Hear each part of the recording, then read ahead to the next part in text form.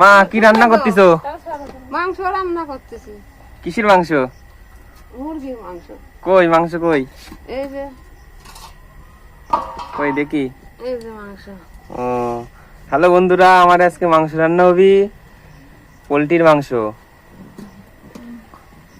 এখন কি করতে হবি?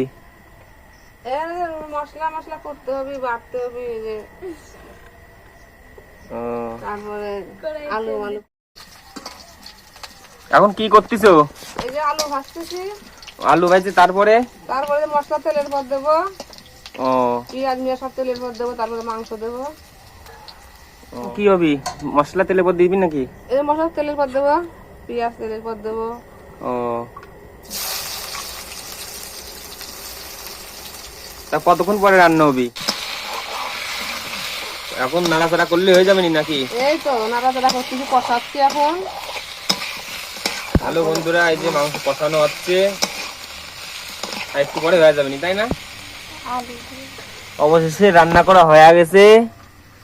এখন ও মা হয়ে গেছে, হয়ে গেছে।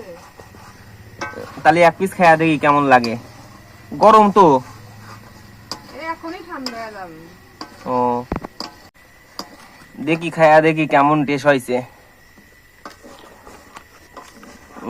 ঝাল তো খুব হয়েছে, রান্না তো হেভি হয়েছে।